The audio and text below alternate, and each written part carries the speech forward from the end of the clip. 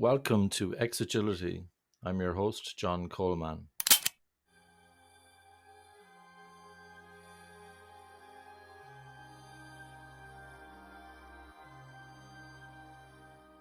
Indi Young, welcome to the Xagility podcast. Thank you. Thank you. So, Indi, I'm really curious about your work. I trained someone recently. He was actually in NASA, and he told me about your work in the problem space, which made me really curious. And it reminds me actually of a gentleman I used to work with, Hayden Shoxley. He died a year ago, and he used to give out about canvases that often you have a lean canvas or a business model canvas or whatever, that people, what they do is they go down the funnel. Okay, they're not going straight to solutions, but they kind of are, because they already have, this is the problem, and there's a kind of a particular aperture they're looking at the problem through, kind of thing. And so maybe really curious. I'd love to know how you discovered this problem space yourself, Indi. Yeah, it is a slippery slide. One of the ways that human brains work is that we're really good at recognizing patterns and immediately acting on them. There's a combination, those two things together, recognizing patterns and acting on them. And so we can't stop ourselves from, oh, look, this user is having a difficulty with this, and so we're going to fix it this way, without sort of thinking it through. So I got my degree in computer science. I was a software engineer in the beginning, right when graphic user interfaces were starting to come out. It was before user experience. It was before usability. It was before any of that. And pretty much we were doing the transition between writing software for the engineers and other scientists, making a standard operating procedure in code. We were starting to transition to writing software for other people. Now, by software these days, I also mean the services that are attached, the products that come out of it, that whole gestalt of what is going on when we're creating things to help support others. And I'm going to do a little side note right here, is that I just said to help support others.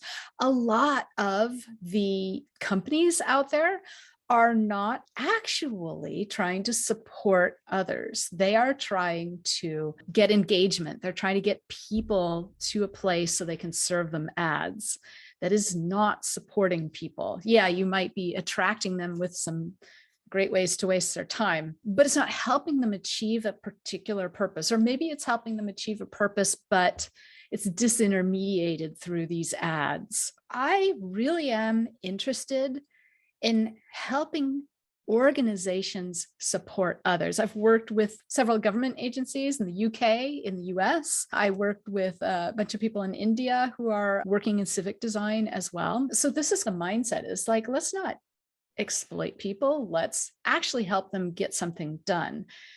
But what is that something? So far, we've only defined it by our solutions. We've only defined the something someone is trying to get done by how they might use our solution to get it done, or our combinations of our solutions to get it done. And we haven't looked at that human being in their own context, trying to accomplish their own purpose, which is a lot broader than just your solution. So one example that I like to give of a purpose, and the purpose is actually the hinge point of getting to the problem space. So I'm going to talk about purpose first, and then I'm going to talk about problem space, strategy space, and solution space. So the purpose, one example I like to use is, maybe I'm a person who has the purpose of wanting to grow my own vegetables. Okay. The action of growing my own vegetables might be trying to choose what to grow, trying to figure out what the kids want to eat, seeing if the kids would help me in the garden. Maybe I don't have kids. Maybe it's more about growing stuff so the neighbors could have it as well, because the neighbors are elderly. Maybe it's about figuring out what bugs are eating up my chard so I can't eat it. So I might, with those bugs, I might go down to the local nursery and say, hey, here's a stalk of chard, what went wrong? And talk to a human being about it. Or I might try looking up YouTube videos about it.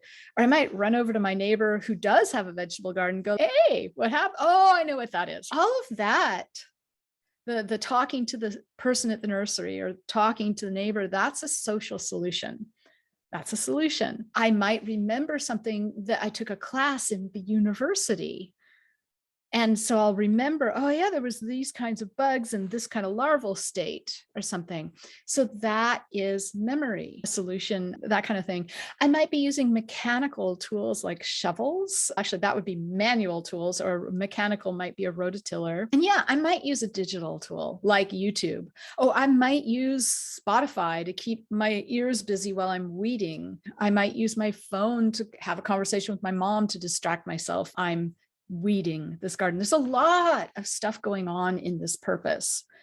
And so part of the thing when you're checking what purpose are we going to need knowledge about so that we can support this person, when you create knowledge, you generally are doing research. Not always, but research is knowledge creation. When you're running an organization, you need knowledge to make sane decisions so that your organization is going to be around in another 10 years, and so that your employees are still going to be happy working there in another 10 years, so that the people who you are supporting are going to reach for your tool in and amongst all those other tools. So the problem space is really all about thinking of that person in the vegetable garden. Maybe we might scope it down to say, well, they're doing it because of dietary concerns, or maybe they're doing it because of carbon footprint concerns. So we might scope it down that way, where we say the purpose is I'm trying to just grow my own food so that I have a lower carbon footprint. Or we might expand it out and say, hey, I want a lower food carbon footprint.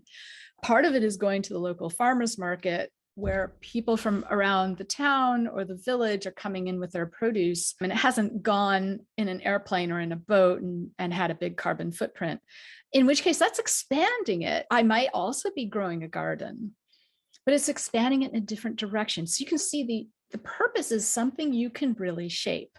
And the purpose is the thing that you as an organization is trying to support. Let's take it back then to that person growing the vegetables. They reach for their tunes or their phone to talk to mom while they're weeding. They're using the shovel. They might be going down to the nursery or to the neighbor to talk about the bugs or remembering larval stages. Remembering larval stages was something they learned in a class in university. The university is looking at that person only as a student whom they are trying to teach about larval stages. They are only looking at that person that way. They might have an inkling that person's going to grow something, but they don't have an understanding of all the other tools that person might be using when they're facing the bugs. Okay, so the university is doing this. If I had a digital tool to help identify a bug, I'm looking at the person through my digital tool. How can they compare this bug to pictures or identify this bug and figure out what to do about it so that you can actually harvest your chard? So this is the trap that we're falling into. We're only looking at a person's purpose through the lens of our solution. The university is looking at that person as the student, and the lens of the solution is teaching them to recognize larval stages of bugs. The app might be looking at the person through the lens of the app solution to help them identify the bug and figure out what to do about it. Okay. If we looked at that person in whole, we will actually find things that we can do in support of them that we had not thought of yet, that no one has thought of yet. We can connect the social aspects of it. Maybe people have thought of it. We can connect different ways that people have in terms of their approach. So we may think, oh, it's a vegetable gardener. I also grow vegetables, so I'm going to design this app the way I grow vegetables. But lo and behold, people have different thinking styles when they go to grow their vegetables. They might have a thinking style that has to do with, hey, I'm going to be environmentally conscious, or I might have a thinking style of, hey, I would like to grow food for everybody in my neighborhood. And so I need to be cost conscious or time consuming conscious. Maybe I'm working 60 hours a week and I only have 1 hour every weekend to work on the garden. So that's the approach. My thinking style is warping everything that I do in the vegetable garden around that. Yeah, it Yeah. makes a lot of sense because recently I had over 200 students and I gave them a case study of hybrid learning because now people are going back to the campus in the university. And so when you go to the university, should you really be joining a Zoom or a Teams call when you come to the campus? And that's not really cool. So it's actually more complicated to make hybrid learning. Some people don't want to go back and things like that. What you're saying makes a lot of sense because some people, they did go open in terms of what the problem was to solve, and they didn't really put any constraints on themselves. In fact, they came up with some kind of weird and wonderful ideas. But the majority of people constrained their ideas based on what the university was already providing, and they were talking about how they were going to adapt those ideas. Yeah. So going back to university, there are people who don't want to go back to university, but there's also people who can't, who could go to university because of remoteness. Like they're caring for their elderly parents. They have children. They don't have the time during the time that the class is being taught. Maybe they have an autoimmune disease, or maybe they're in a wheelchair, or they're blind, and it's harder to get to a physical space. There are a lot of ways that people bring themselves to the idea of learning that we hadn't been thinking of. And so we are actually doing a lot of harm. So there's the method that I use takes a step back, but then takes another step back. So we're not thinking about ideas. You said that's that slippery slide falling down the funnel, the pattern, and I want to fix it. I see the pattern, I want to fix it, that kind of thing. Yeah, we can step back and we can do some more discovery and try to understand things, but I want to be more specific about it. I want to be more intentional about understanding other people's ways of thinking without curating the knowledge based on my way of thinking, without letting my assumptions guide the way that I'm looking at it, without letting my bias guide the way that I'm coming up with solutions. I truly want to hear other people's ways of bringing themselves to this particular purpose. And that is how we're going to design more inclusive solutions. We're not taking the time to do this yet. So step back and step back. First of all, the idea making, right? The coming up with solutions, even examining a bunch of different ideas and discarding a few. An idea is the way you solve something. An idea is a solution. An idea is in the solution space.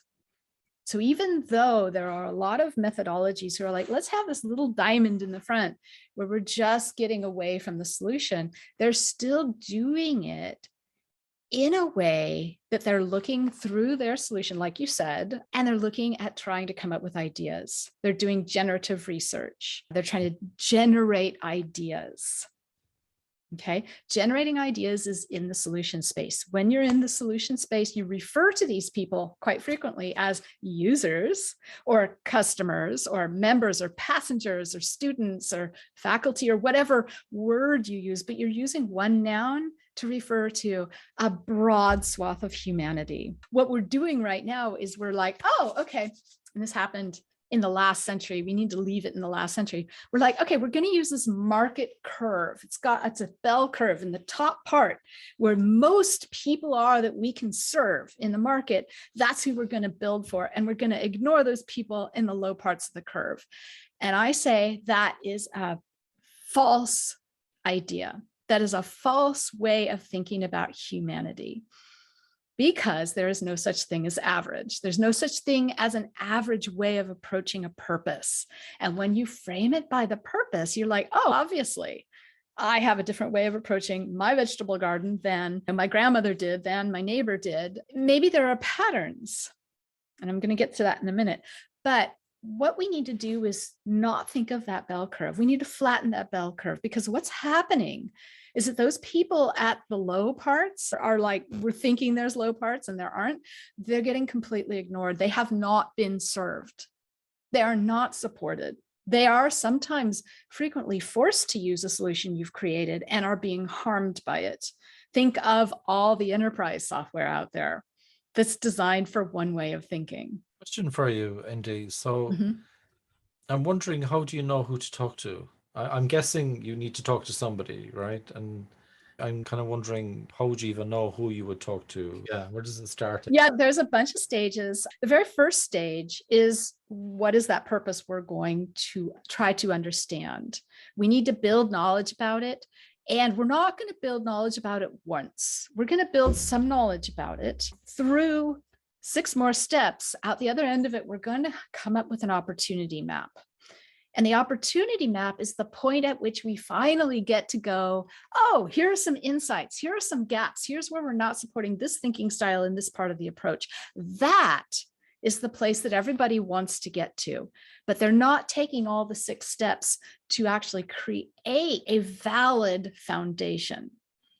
They're doing it anecdotally. So one of the things is that a lot of leadership do not trust qualitative data.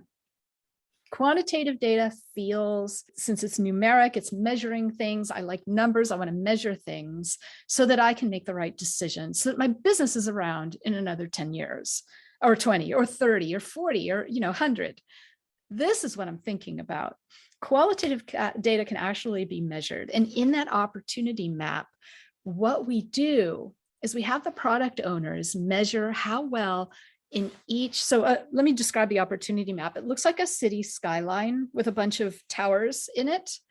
And each of those towers is a different height. We don't care how high they are, just different architects or whatever. But these towers contain windows, and those windows contain the interior cognition, different people as they approach or address that purpose. Interior cognition is what makes up those towers. The interior cognition, when we're pulling it together, which is one of these earlier 6 steps, when we're pulling it together based on focus of mental attention. We're not pulling it together based on the way I think it should be. We're not tagging it. We're not doing analysis. We're doing synthesis. Synthesis is incredibly different than analysis. And analysis, when you're doing it with transcripts and like interviews and stuff, this is where leadership goes like, well, one researcher could have different insights than another researcher from the same transcript. And that is true of analysis. Analysis has this sort of 2-step part where you're mechanically going through and identifying things. And then it has another part where you're intuiting what these things mean. I don't do that. I do synthesis. Synthesis is me stepping back and saying, I don't want my thinking to affect other people's thinking. The way that I present this opportunity map for us to use, for our product managers to use, I don't want it to be my thinking. I want it to be other people's thinking, so that we start to recognize the gaps where we are not supporting different ways that different people address the purpose. What does qualitative data look like to you? What would be the inputs for that? Are you talking about unstructured interviews, surveys? What are you kind of talking about? So the whole purpose of qualitative data is finding patterns. You could have 100 pages of numbers and you could do qualitative analysis on it. Okay, you could do qualitative synthesis on it, maybe. I do it with transcripts of listening sessions. So let's go all the way back to the beginning. What purpose are we going to study? Who has that purpose? And who have we not heard from? Who are our typical? Let's define who we thought we were serving and supporting. And let's define the edge cases. I should not say edge case, because edge case does not apply to a person. Edge case applies to a process. So the word edge case, this is a trick of mine to get this word in here. When you hear the word edge case being applied to a person, that is also very false and actually demeaning. Yeah, not very inclusive. So edge case is meant to describe, here's the standard process. This is the way it works. And here are the edge case ways that it works in different contexts that we also have to encode. That's what an edge case is. It's about a process. It is not about that bell curve of the people in our market, which also doesn't exist.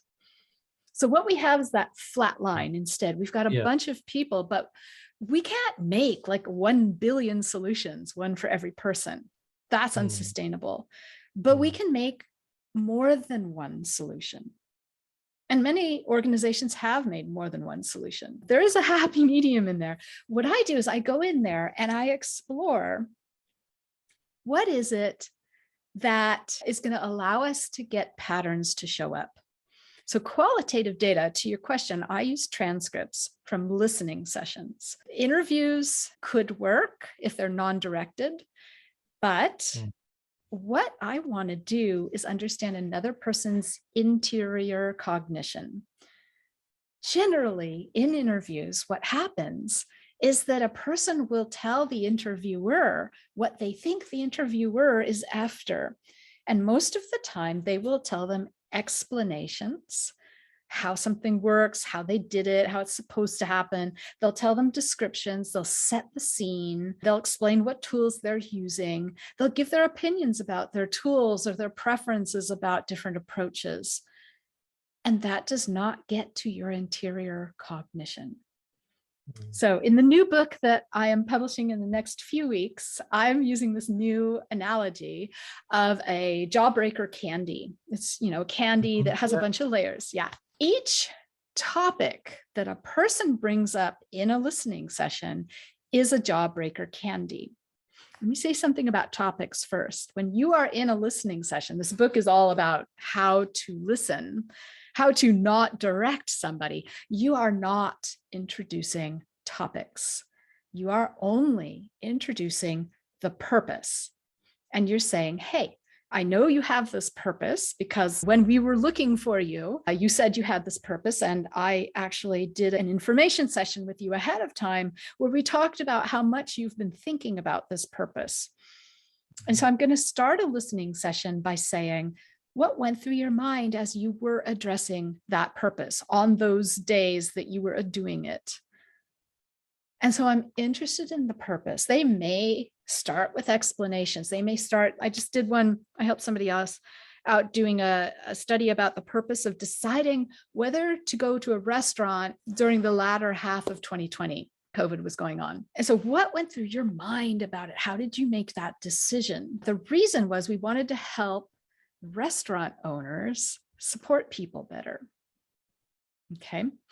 So that was set up for that. And we recruited people who had done a lot of thinking about it. Now, we start a listening session by saying what went through your mind as you were trying to decide whether to go to the restaurant. When you told me you were deciding about it these 6 different times. So we're going to talk about those 6 different times. Some of it isn't going to be a restaurant. Some of it was actually deciding to go wine tasting or deciding to get together with friends, and all the inner thinking, the interior cognition about, well, one woman was pregnant. Okay, I'm generally not a germaphobe, but now I have this different way of thinking that I have to consciously pull in.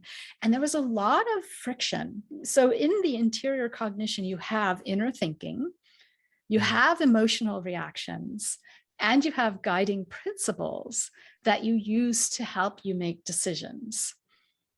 Okay. Guiding principles are not values. They're guiding principles like never force this particular friend to go with me on a day that they don't particularly want to go with me or something like that. So they're very personal guiding principles. And if we don't, in an interview, get down to that level, if we stay at the exterior, let's say one of the topics is doing a drive-by of a restaurant in advance, the interior cognition in there is, do they have a setup where I will feel safe? My way of feeling safe is that I can eat outside under a heat lamp and that the tables are spaced really far apart. And so I'm going to do a drive-by to try to see. Maybe I have to get out of the car and walk by and see whether that's the setup there and whether I am happy with that. That's interior cognition. There's also some emotional reaction laced in there when you're walking by and that the tables are all really close together, even though they're outside. Okay, that doesn't feel good to me. I'm a little bit distrustful. Maybe I'm going to go by when people are all out there, and I'm going to look and see if the servers have their masks on, and if people are masked up when they're not eating out there. One person was talking about the servers weren't even wearing the mask, and she's, oh no, this like frisson of fear came up.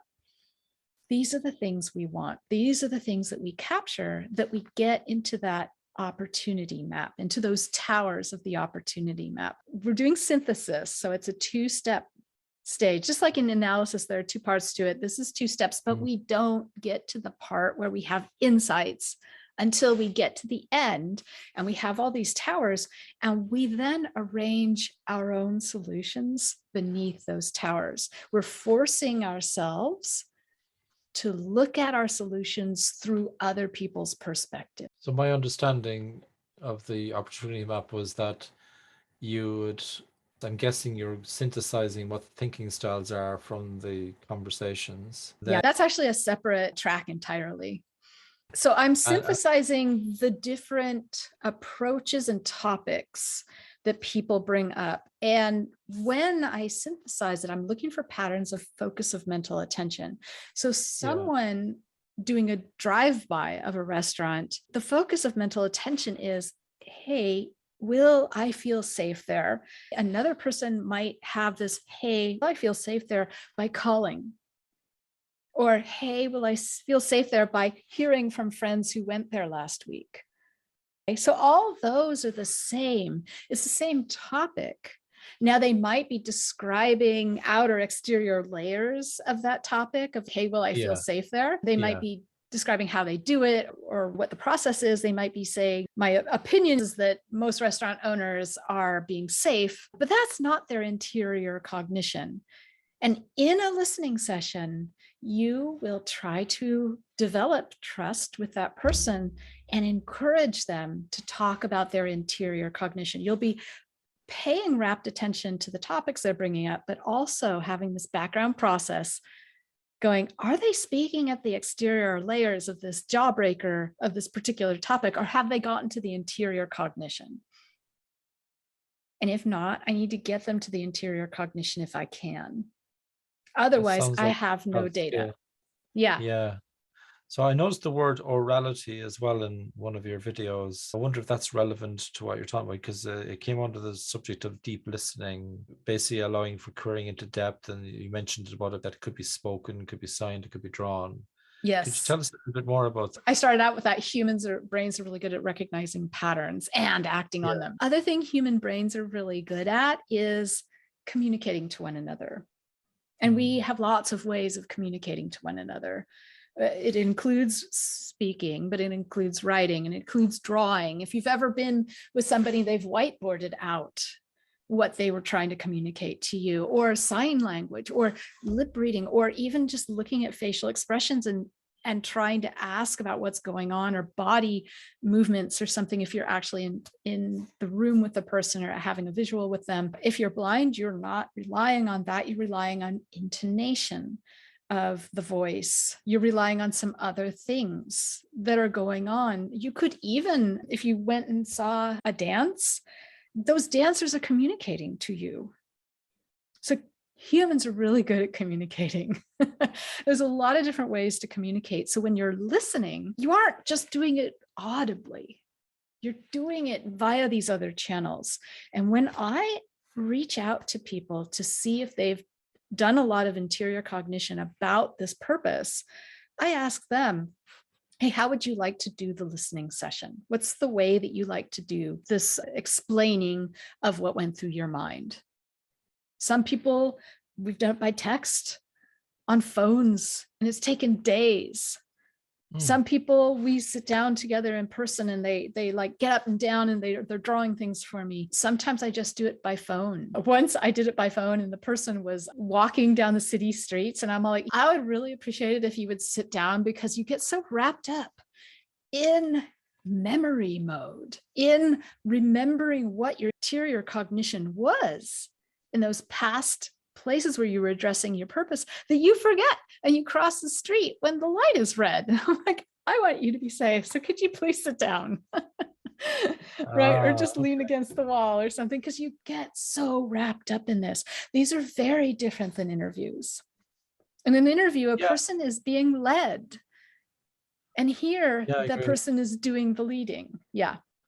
You had a lovely expression. It was sometimes we narrow the lens of the relationship to our solution. So you're trying to keep it really open. I'm really looking Yeah. forward to the book because it sounds like a beautiful set of skills to be able to just get someone going and even being able to figure out what their purpose is beforehand. I'm sure takes a lot of skill as well.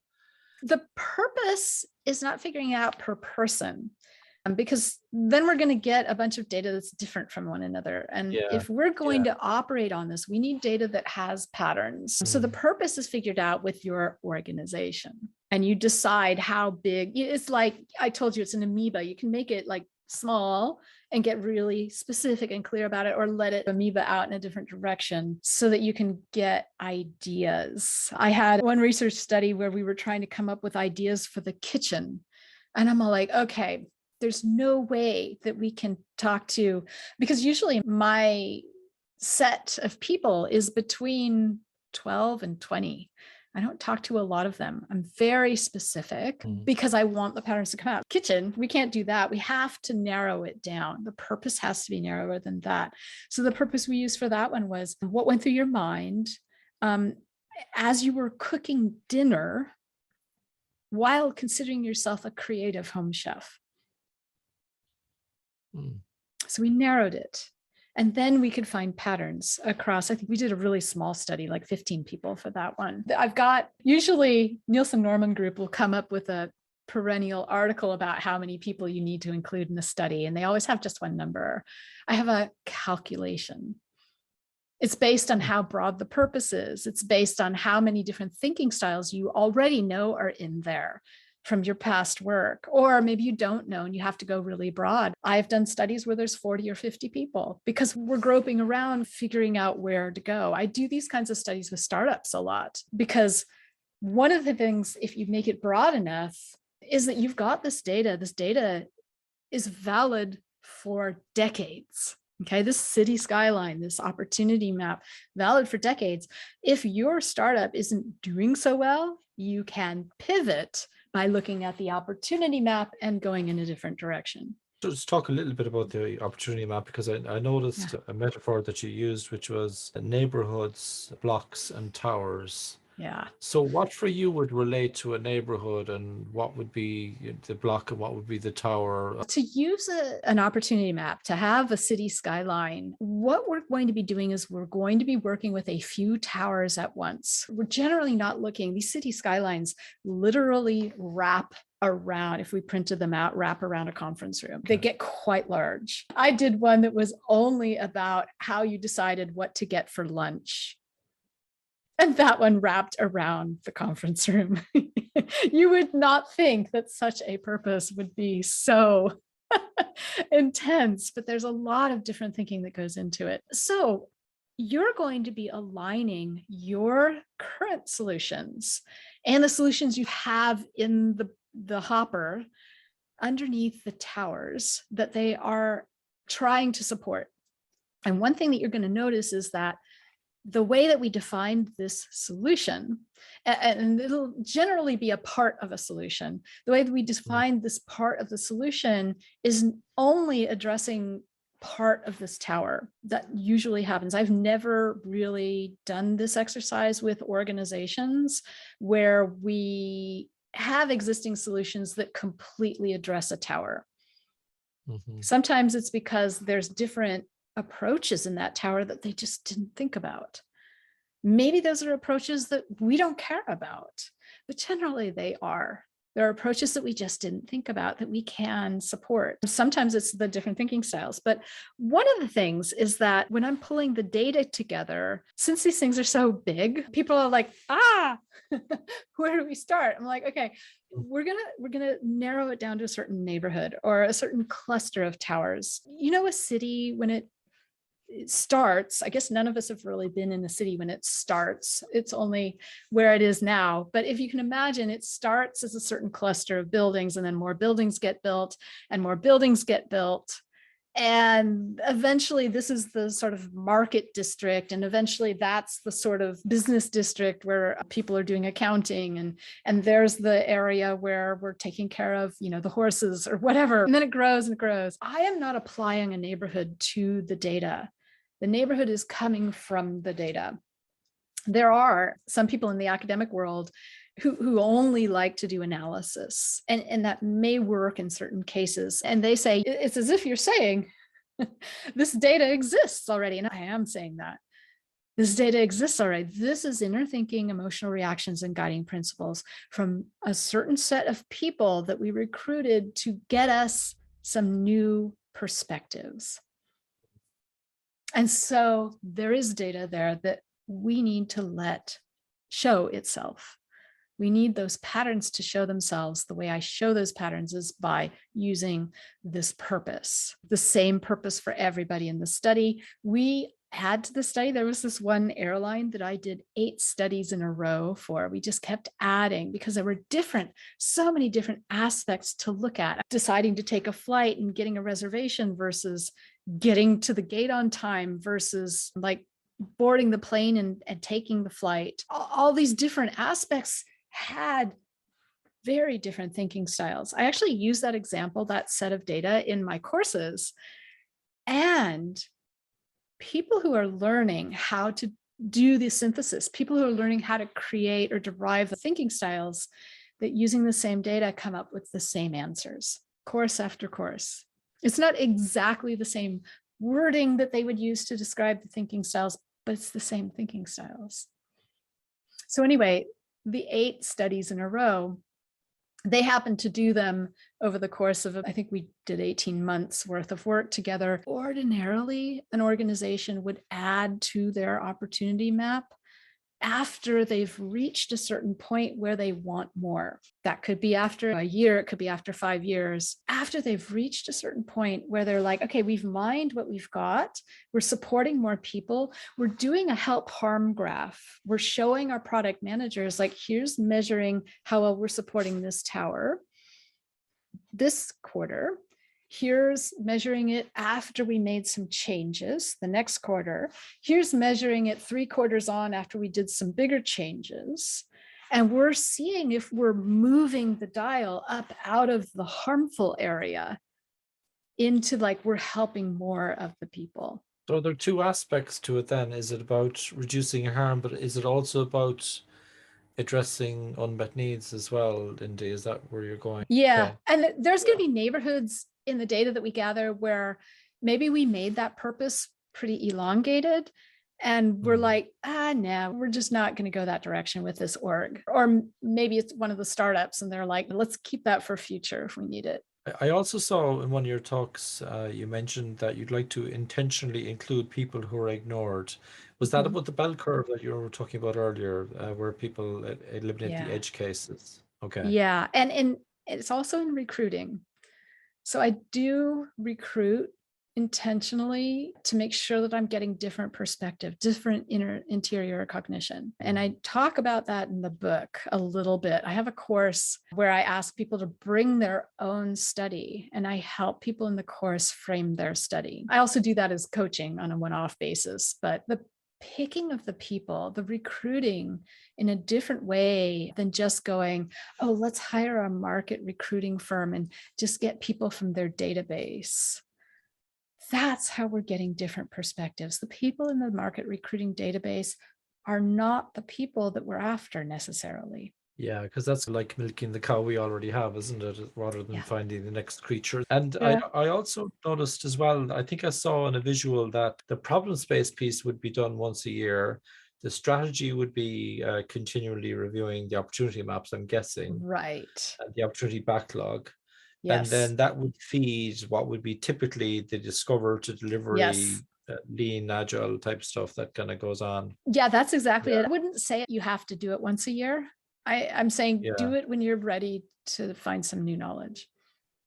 Okay. Yeah. In terms of case studies or results, what have you seen? You've been doing this for a long while, right? You don't need to name specific examples, maybe industries, or like what kind of cases that you see where you did your opportunity map, then you decided some kind of intervention based on some insights you gathered from that, and then we can still get it wrong, can't we? Some of those ideas still Yeah. might get weeded out, but ultimately, what kind of benefits have you seen so far? The biggest benefits have been like there's an example with a bank. The biggest benefits have been clarity, have been direction, internal strategy. Every different, like the software architecture and the data design, people are seeing what we're doing at the front end, just in terms of that opportunity map.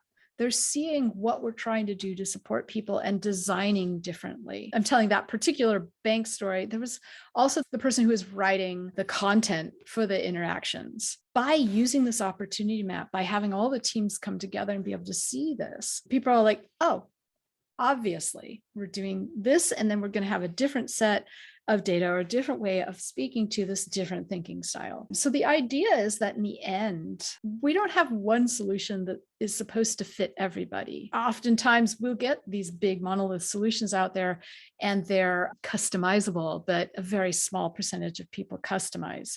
Who has the time to figure out that customization? And so we're using tools in a very hackneyed way. Instead, what we're doing is we're saying, here's the solution we have for this type of thinking style, and here's the solution we have for this type of thinking style. And maybe we'll have a third one for another type of thinking style. And you can choose based on your approach. You can even switch based on your approach if it's not working for you.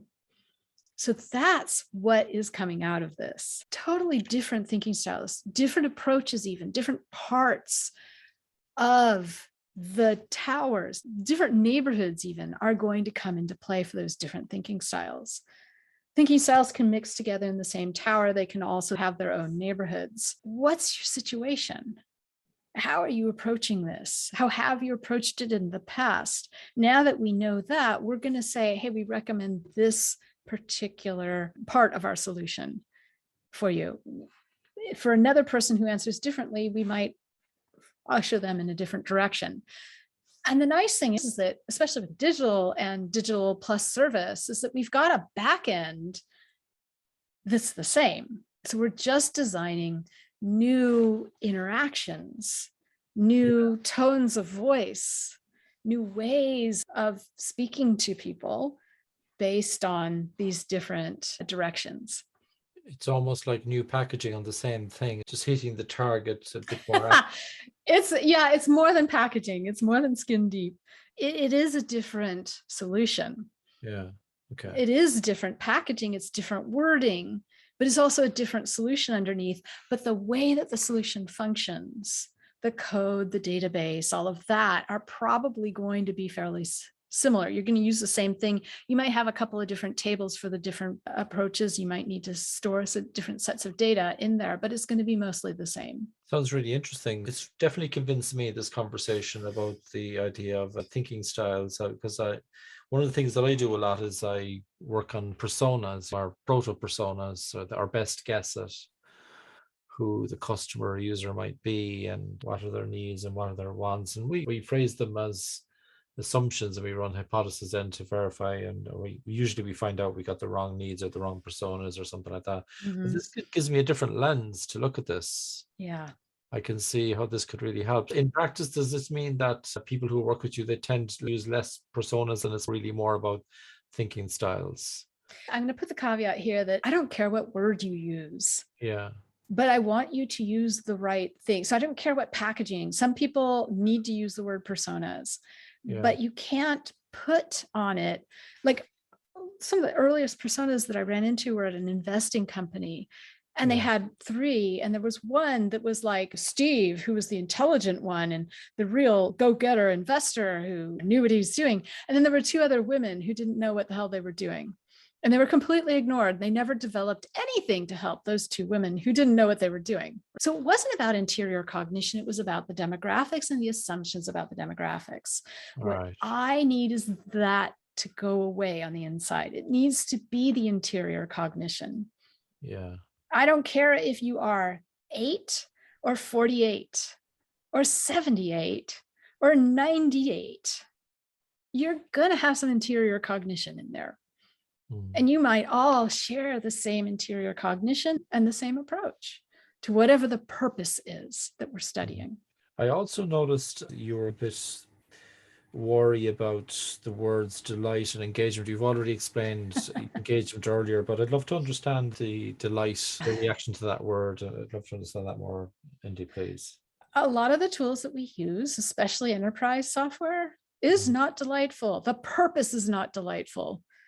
Why should we describe it as delightful? So when you talk about a purpose, delight might be a part of it, like growing a vegetable garden. You might be delighted when you get to pick, I'm trying to think of the British word for some of the vegetables, but in any case, I'll just use the American one. When you get to pick 5 eggplants or something and give a couple away to the neighbors, that would be delightful. But weeding, is weeding delightful? No. Having time doing something mindless might be slightly delightful, but weeding is not delightful. Figuring out what's wrong, what is this bug infestation? That's not delightful. So why are we using the word delight as a goal, where we could be using the word support as a goal? And that leads to my final question for you. So I noticed that you had a comment as well about focusing on improvement, the success of it, achieving the purpose as opposed to growth. Can you just Yeah. expand upon that, Indy, please? Yeah. So this idea of being a startup that's trying to really support like somebody with a particular medical condition, is growth really the key? Or is sustainability the key? A lot of startups only start their startup because they want to get bought by Google and make a lot of money and go retire to an island somewhere. Okay, that's a thing. That's not what I'm trying to do. I'm trying to run sustainable businesses. I'm trying to help people, support people. So instead of growth, let's measure our support. And if our support is solid, and if our support grows across to more of the people we've been ignoring, we're supporting more people. We're helping them accomplish their purpose in a way that matches the way that they think about their purpose. And that is what I'm after. Yeah. That sounds fabulous. Indy, I'm delighted that I was introduced to you, and thank you so much for coming on the Xagility podcast. Yeah, absolutely. It was my pleasure. And it was great to meet you.